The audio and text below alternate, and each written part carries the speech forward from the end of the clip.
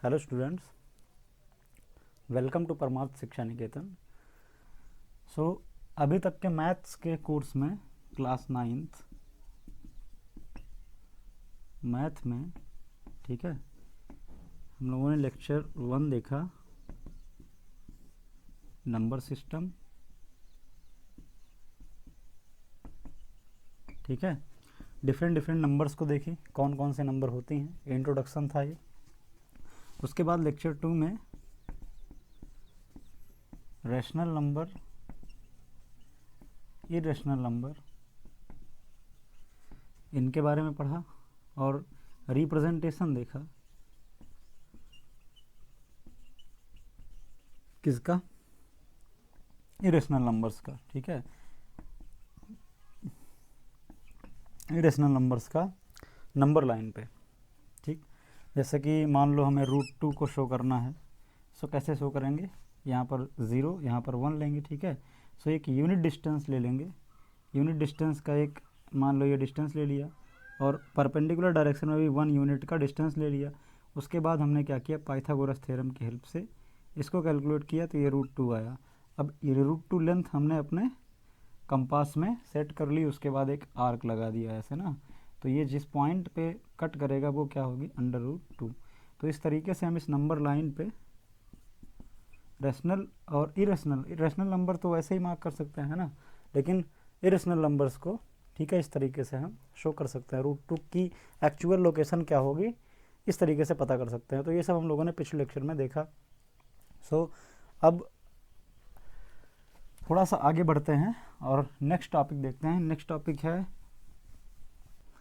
Topic है real numbers, ठीक है ना। हम लोगों ने देखा ही था कि रियल नंबर क्या होती हैं। रियल नंबर क्या होती हैं, combination of rational and irrational, combination of rational and irrational. तो अगर हम रियल नंबर्स के डेसिमल एक्सपेंशन की बात करें, डेसिमल रियल नंबर की बात करें, रियल नंबर में हम किसको लेंगे, डेसिमल नंबर्स को।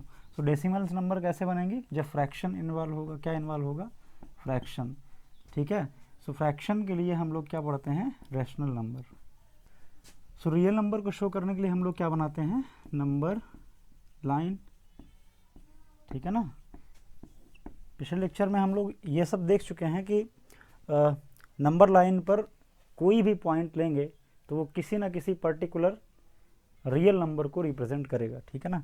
अगर ये नंबर लाइन है -∞ +∞, तो इस पर कोई भी पॉइंट हम मार्क करेंगे, मान लेते हैं यहाँ एक पॉइंट हमने मार्क किया, सो ये किसी एक पर्टिकुलर नंबर को रिप्रेजेंट कर रहा होगा, ठीक है। कोई भी पॉइंट हम मार्क करेंगे, मान लेते हैं यहाँ पर मार्क किया तो यहाँ से भी एक नंबर रिप्रेजेंट हो रही है, ठीक है। और एक रियल नंबर जो होती है, पर्टिकुलर रियल नंबर, वो एक यूनिक पॉइंट जो है रखती है किस पे, रियल लाइन पे। सो रियल नंबर्स को हम इस नंबर लाइन के किसी भी पॉइंट से रिप्रेजेंट कर सकते हैं। अब अगर मैं रियल नंबर में 2 टाइप की नंबर होती हैं, एक रैशनल नंबर होती है, एक इरेशनल नंबर होती है, ठीक है। सो अगर मैं रियल नंबर में रैशनल नंबर की बात करूं, ठीक है, किसकी, रैशनल नंबर की। सो रैशनल नंबर्स क्या होते हैं, वो नंबर जिनको हम p/q के फॉर्म में रिप्रेजेंट कर सकते हैं, जहाँ पर p और q दोनों ही क्या हैं, इंटीजर हैं, और q नॉट इक्वल टू क्या होता है, 0 होता है, ठीक है। सो ये हम लोगों ने डेफिनेशन देख ली थी कि रैशनल नंबर क्या होती हैं।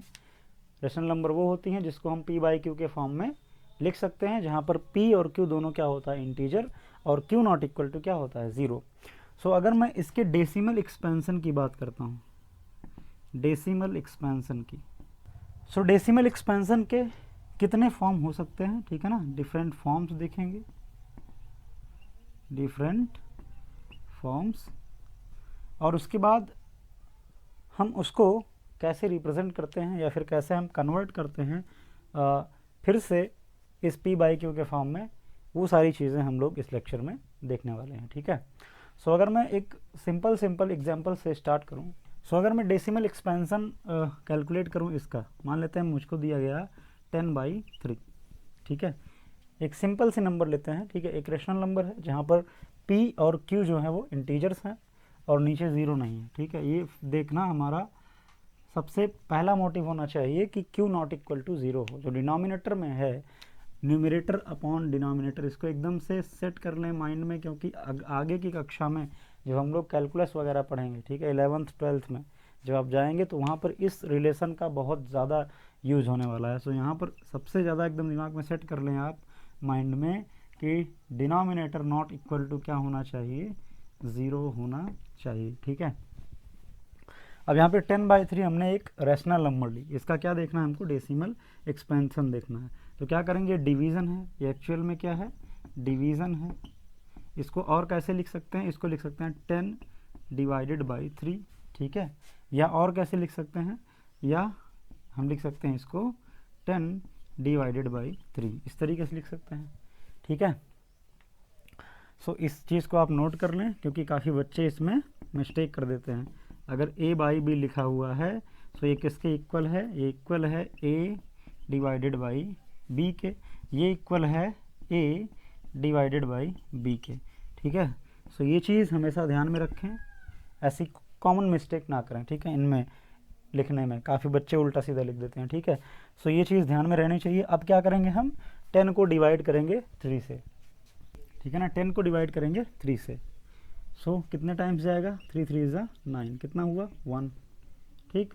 उसके बाद हमने फिर क्या किया, डेसिमल यहाँ पर बढ़ाया, क्या हो गया 0, 3 3 ज़ा 9, क्या बचा 1, ठीक है। फिर डेसिमल ऑलरेडी बढ़ा चुके हैं तो हम 0 लगाते जाएंगे ना, तो 0, 3 3 ज़ा 9, फिर क्या हुआ 1, फिर 3 टाइम्स, ठीक है ना, 0 लगाया, 3 3 ज़ा 9, सो 1। तो इस तरीके से हम देख रहे हैं कि ये इनफाइनाइट ऐसे चलता जाएगा, इनफाइनाइट ऐसे चलता जाएगा, और यहाँ पर भी इनफाइनाइट ऐसे 3 3 आता जाएगा। सो यहाँ पे आंसर क्या मिला, आंसर मिला हमको, कोशेंट क्या मिला, वो मिला हमको 3.333 अप टू इनफाइनाइट, और रिमाइंडर क्या मिला 1 1 1 1 1, ऐसे मिलते जाएंगे, ठीक है ना। रिमाइंडर की जो सीरीज़ है आती जाएगी, फर्स्ट में रिमाइंडर क्या मिला पहले स्टेप में, फिर सेकंड स्टेप में क्या मिला, फिर थर्ड स्टेप में क्या मिला, फिर फोर्थ स्टेप में क्या मिला। तो इस तरीके से अगर मैं केवल 3 स्टेप की बात करूं, 1 2 3, तो पहले स्टेप में रिमाइंडर 1, दूसरे में 1, तीसरे में 1, तो अगर मैं केवल 3 स्टेप की बात करता हूं तो यहाँ पे कितना मिलेगा 3 3 3, और यहाँ पे कितना मिलेगा रिमाइंडर 1 1 1, ठीक है, सॉरी 4 टाइम्स मिलेगा ना, क्योंकि 1 2 3 4 टाइम्स हम लोगों ने डिवीज़न परफॉर्म किया, तो हमको 4 रिमाइंडर मिलेंगे। कौन कौन से, एक ये, ठीक है ना, एक 2 और ये 3 और ये 4 रिमाइंडर हमको मिले, ठीक है। अगर मैं दूसरे नंबर की बात करूं, मान लेते हैं मैं बात करता हूं 7/8 की, किसकी बात करता हूं 7/8 की। सो यहाँ पे डिवाइड करते हैं, यहाँ पे 7 लिखेंगे, यहाँ पे 8, ठीक है ना। सबसे पहले हमको डेसिमल लगाना पड़ेगा, डेसिमल लगाया तो कितना हो गया 70,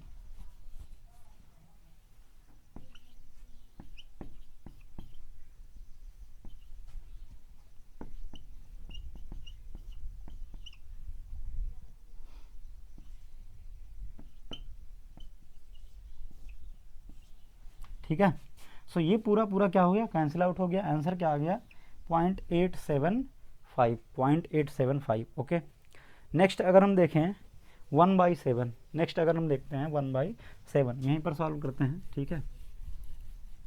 तो इसको ऐसे लिखेंगे ना, 7/1, क्या होगा ये, डेसिमल लगाएंगे, 10 हो गया, 7 1 ज़ा 7, कितना बचा 3, ठीक है ना। डेसिमल ऑलरेडी लगा हुआ है, 0 लगाएंगे, ठीक है। 7 4 ज़ा 28, कितना हुआ 2, 0 लगाएंगे, 7 2 ज़ा 14 6 0, ठीक है ना।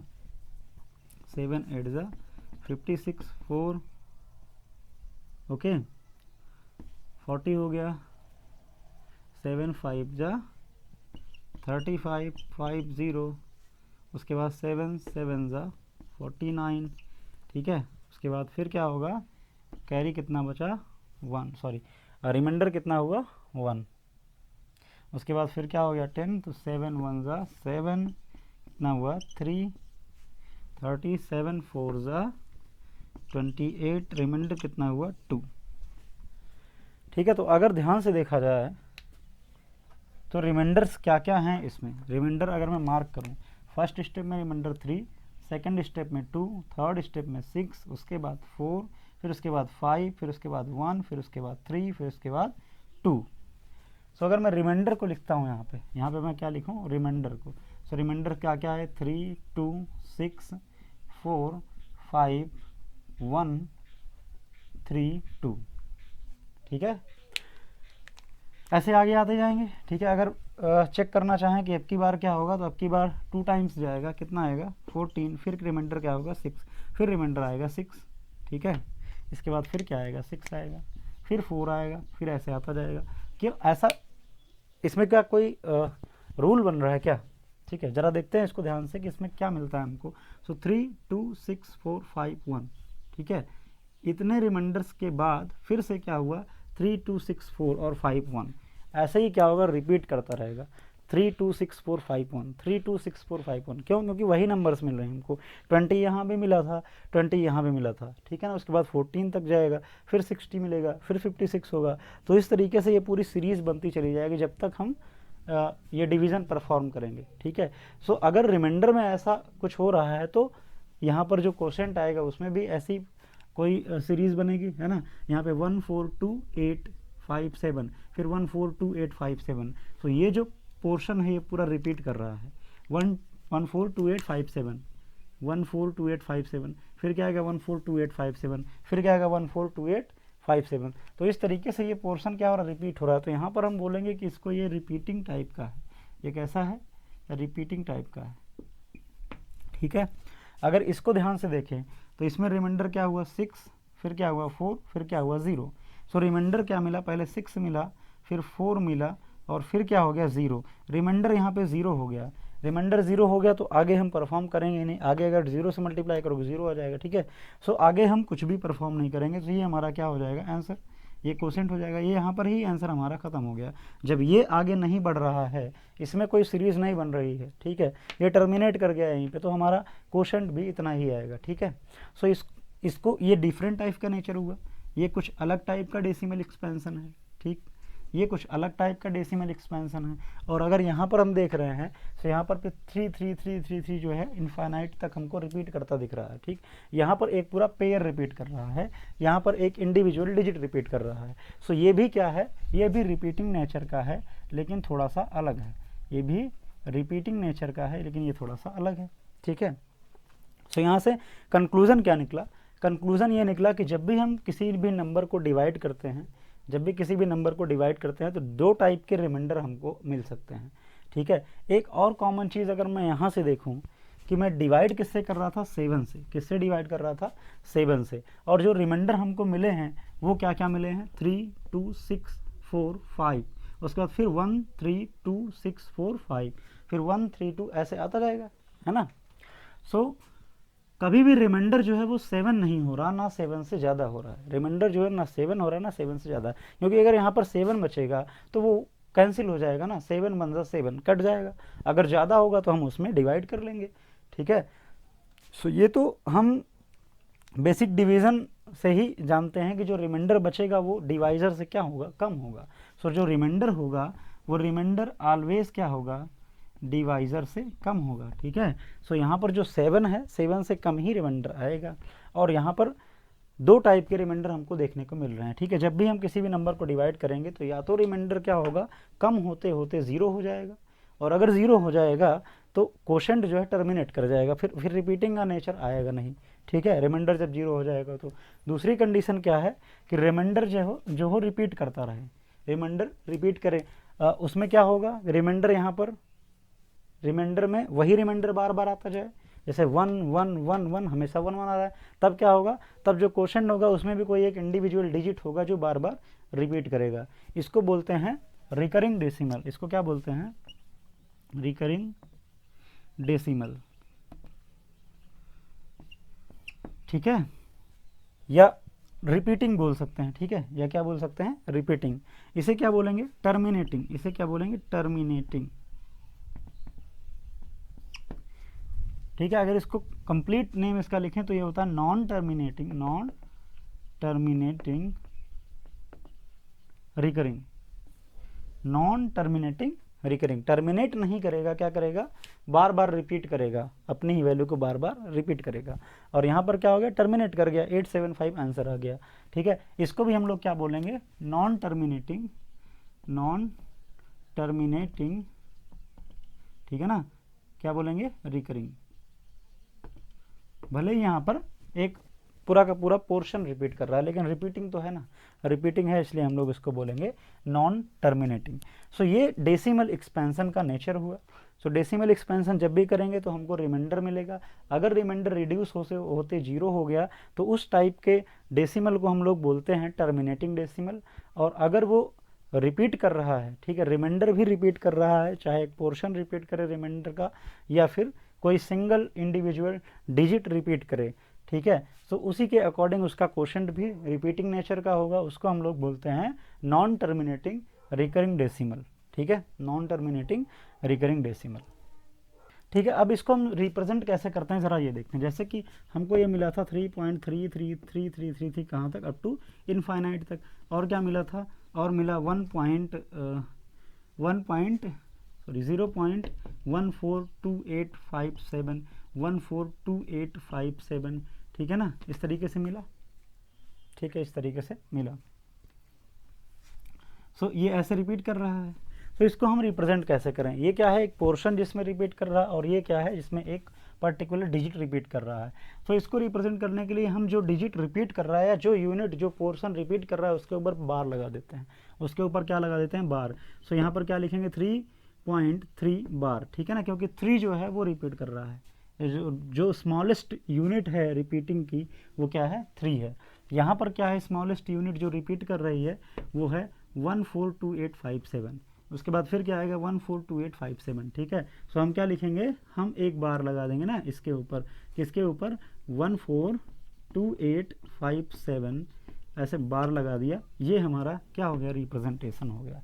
सो नॉन टर्मिनेटिंग नंबर को, नॉन टर्मिनेटिंग डेसिमल नंबर को रिप्रेजेंट करने के लिए जो रिपीटेटिव पोर्शन होता है उसके ऊपर हम लोग क्या लगा देते हैं, बार लगा देते हैं। ठीक है,